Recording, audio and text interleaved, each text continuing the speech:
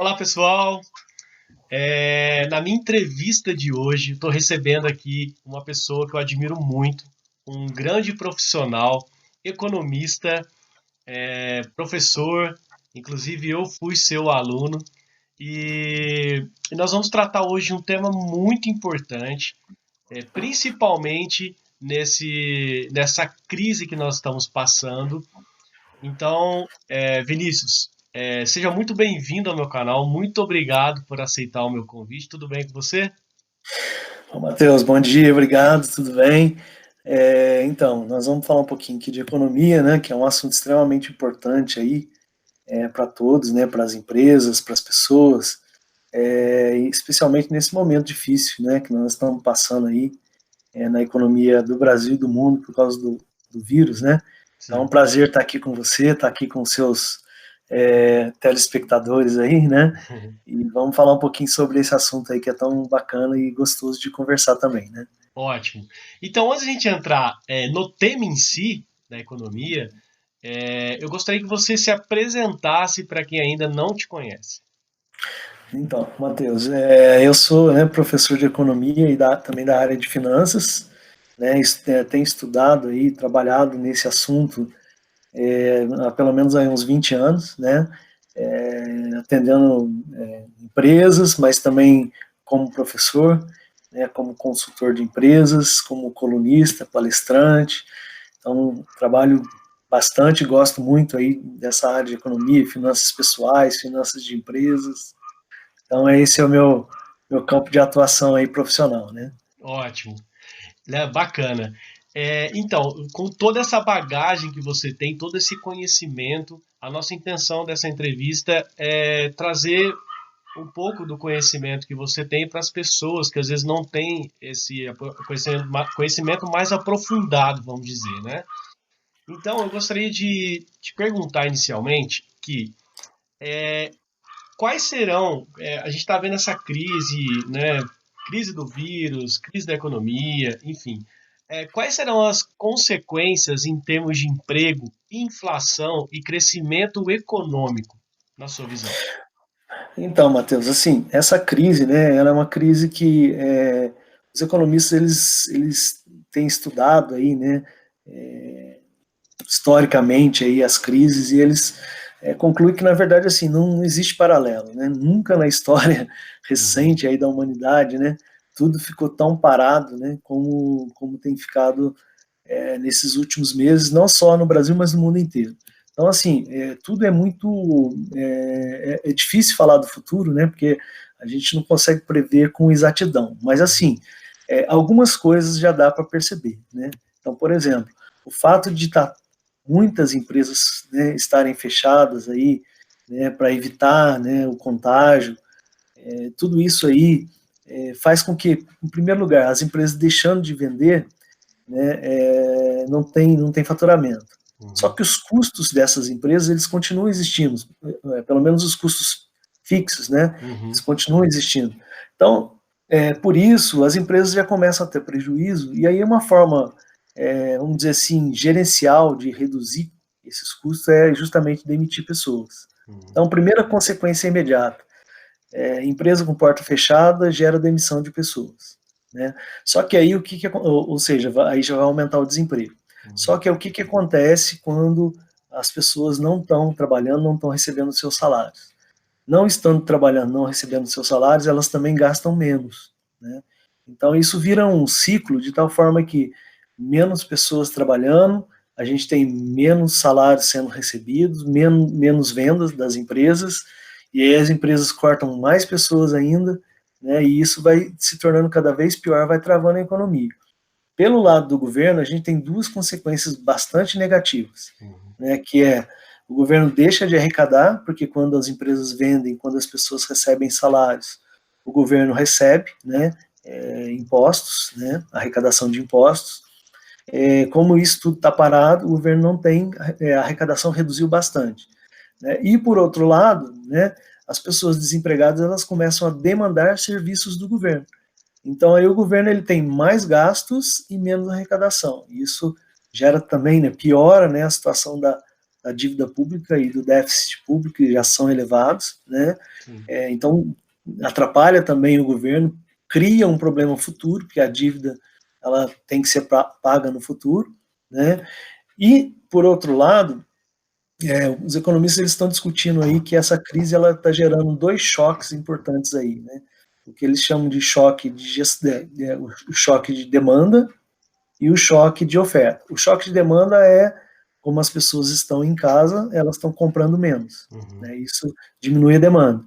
E o choque de oferta, se as pessoas não estão trabalhando, as empresas também estão produzindo menos. Então, também não tem produto suficiente, né, como tinha antes, né? Então, só que aí quando você mexe nos dois lados da equação aí, da oferta e da demanda, para alguns produtos, né, a demanda caiu demais, está sobrando produto, tendência do preço de alguns produtos diminuírem. E por outro lado, né, em alguns outros produtos a demanda é maior do que a oferta, né, porque aí o choque de demanda é mais forte que o choque de oferta, e aí você tem preços em alta, porque aí a demanda é maior do que a oferta, né? Então, basicamente, a demanda, né, para quem está assistindo entender, a demanda é a necessidade de consumir das pessoas, e a oferta, né, é a empresa produzindo e oferecendo os produtos e serviços para as pessoas. No final das contas, tudo isso, né, esse problema aí da inflação, esse problema do desemprego, né, faz com que a atividade econômica, né, que é o PIB, né, do país diminuir, ou seja, traduzindo isso numa linguagem mais fácil. Se a produção diminui, né, quanto menos produtos são produzidos, menos serviços são produzidos, a tendência é que o país fique um pouquinho mais pobre, né? Isso é a famosa crise econômica, também chamada de recessão, que infelizmente é o que nós estamos enfrentando, né? Desde que os governos tomaram a decisão de fechar completamente aí, né? Várias cidades, várias empresas fechando as portas para evitar o contágio, né, na saúde pública aí. Então, por isso que a gente tem que torcer para que esse problema se resolva o mais rápido possível, né? Sim. Então, quanto mais rápido encontrar uma solução aí para o vírus, menos impactos econômicos a gente vai ter aí daqui para frente, tá certo? Ótimo, excelente. E tem tudo a ver essa questão de demanda e oferta. Aqui em Pouso Alegre, você é de Itajubá, deve estar acontecendo o mesmo. O preço do combustível ele baixou bastante, porque eu vou dar um exemplo meu, Matheus. Eu utilizava carro quase todos os dias por conta do meu trabalho, né, prestador de serviço, e eu abastecia, sei lá, R$ 100 por semana, R$ 80, andava bastante. Agora o meu carro quase não sai da garagem.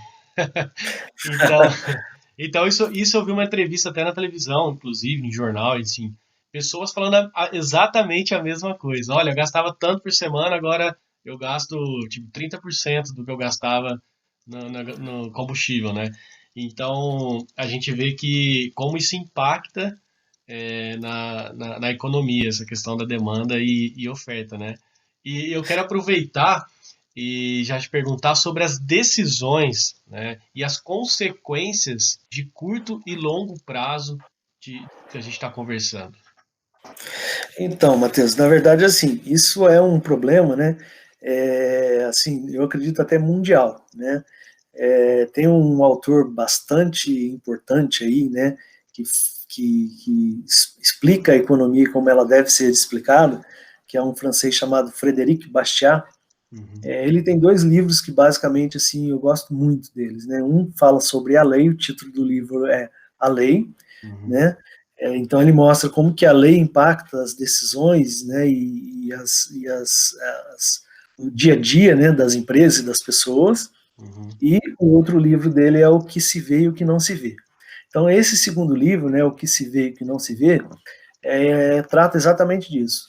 O Bastiat ele mostra um negócio que interessante, que é até óbvio, né, mas que as pessoas normalmente não pensam nisso, né? Ele diz assim que toda decisão, né, seja de empresas, seja decisão individual das pessoas, seja decisões dos governos, elas sempre vão ter consequências no curto prazo e no médio e no longo prazo. Né? Só que as consequências no curto prazo, como elas acontecem imediatamente após a tomada de decisão, é fácil enxergar quais são, né? Já as decisões de longo prazo, né, elas ficam escondidas, porque a pessoa não consegue ligar a causa, né, e a consequência do problema. Uhum. Então, assim, nesse momento que nós estamos vivendo, né, vamos dar um exemplo aí do que seria uma decisão de curto e de longo prazo e como que isso vai afetar, né, aí a economia aí para o futuro. Por exemplo, né, os governadores e prefeitos pediram para fecharem as portas, decretos para fecharem as portas de lojas, principalmente, de algumas empresas, né, para evitar o contágio do vírus. Uhum. Aí, o efeito imediato disso, né, beleza, vamos dizer que resolveu, o vírus, a onda do vírus, né, de contaminação foi muito menor do que, né, seria, por exemplo, se tudo continuasse na normalidade. Uhum. Legal, a gente enxergou a consequência, né, foi uma consequência às vezes positiva. Só que aí, né, como é uma decisão que também tem consequência no longo prazo, né, e muitas vezes a consequência do longo prazo, ela não, o próprio nome já diz, ela não vai acontecer agora, ela vai começar de agora e vai para o futuro, né, aí daqui 1 ano, por exemplo, as pessoas ainda estão, né, ganhando menos, as pessoas não estão conseguindo o poder aquisitivo, né, o salário já não está comprando as mesmas coisas, e às vezes lá na frente, daqui 1 ano, por exemplo, né, quando isso estiver acontecendo, as pessoas vão esquecer que isso foi gerado por causa do problema do vírus hoje, né? Então isso é um negócio interessante, porque assim, a gente não gosta muito de ficar falando da questão política, mas isso é uma coisa muito comum, né, nas decisões dos governantes, né? Então assim, quando um governante ele toma uma decisão, é importante que ele consiga enxergar os impactos dessa decisão também no longo prazo, né? Porque só no curto prazo, né, você resolve o problema imediatamente, mas você cria um outro problema muito grande lá na frente, que pode ser até pior do que o problema que foi resolvido hoje. É por isso que tem que ter essa racionalidade na tomada de decisão. Aliás, Matheus, eu acho que é muito legal comentar isso para quem está assistindo, né? A economia é a ciência da tomada de decisão, né? Na verdade, a economia ela faz duas coisas. É uma ciência que estuda a escassez, porque os recursos são escassos, né? Então a gente tem que usar os recursos que a gente tem da forma mais inteligente possível, né? E justamente por ter que usar o recurso da forma mais inteligente possível, é que aí a gente chama também de ciência da decisão. Porque se você decidir errado, aí depois não tem como, né, controlar as consequências das decisões erradas. Se você racionalizar a sua decisão e tomar a decisão correta, né, aí você minimiza problemas futuros e utiliza melhor esse recurso que é escasso, né, que aí é tudo que está em torno da gente, né, os recursos naturais, próprio dinheiro, mas também, né, um recurso que muitas vezes as pessoas não tomam cuidado, que é o tempo, né. O tempo, eu considero aí o recurso mais escasso de todos, porque quando você perdeu tempo, você não consegue recuperar mais, né? Então, nas decisões pessoais, empresariais e de governos, né, isso precisa ser levado em conta com certeza. Eu acho super legal o que você disse, né, sobre, assim, eu me lembro pouco tempo atrás, né, algumas semanas, eu acompanho, nós temos nossa amizade também no Facebook, e eu vi um comentário seu muito interessante, que resumidamente a economia impacta na vida da pessoa, ou seja, pode levar à morte, né? Vamos dizer a palavra correta, porque a economia cuida de todos esses recursos que você está me dizendo, né? Então, se isso não for cuidado, faltar recurso, faltar até recurso financeiro, enfim, falta alimento, gera fome e gera morte. Então, como é importante olhar muito bem para a economia, estar por dentro, e isso faz muita diferença no país, né? Então, é muito importante. Na verdade, assim, tanto para as pessoas, né, comuns, né, como você colocou aí, de fato isso acontece, né, o fato da pessoa não conseguir ter um salário para poder comprar para né, para sua sobrevivência, para a sobrevivência da sua família, isso pode desencadear problemas de saúde também, quanto pelos governos. Se a arrecadação dos governos estão diminuindo, né, até ter recursos para cuidar das pessoas que estão ficando doentes, né, também começa a ficar difícil. Sim. Então, assim, não tem como separar, né, a questão médica da saúde da questão econômica. São duas coisas que vão andar juntas o tempo todo. Sim. Então, por isso que aí precisa ter, né, uma racionalização da tomada de decisão, para que você, né, não pense só em, sim, vamos curar o pessoal hoje da doença mas aí depois a gente cria um problema lá na frente que também pode ser outras doenças, né, que vão matar do mesmo jeito. Né, e também a gente não pode descuidar de quem está ficando doente agora, né, porque isso também, né, lógico, são vidas, e aí a gente precisa ter essa preocupação aí. Então, na verdade, as duas coisas andam juntas, não tem como separar, né. E uma outra coisa só, né, acho que é legal de comentar, né, o Sim. nosso país, ele é um país continental, né, enorme, com regiões completamente diferentes, com climas diferentes, com alimentação diferente, dependendo do lugar que a gente está falando, né, e tudo isso tem, né, consequências aí em ter maior ou menos resistência ao vírus, né. Então, assim, eu acho que a decisão mais correta é que cada região, né, analise a sua situação em termos de quantidade de pessoas que estão ficando doentes, em quantidade de leitos hospitalares que estão disponíveis, né, para liberar mais ou menos aí, né, a quantidade de circulação das pessoas, porque não dá para ter uma solução única para um país continental como o Brasil, né, então Sim. por isso que é importante a racionalização aí da tomada de decisão. Lógico, nossa, excelente. Excelente colocação.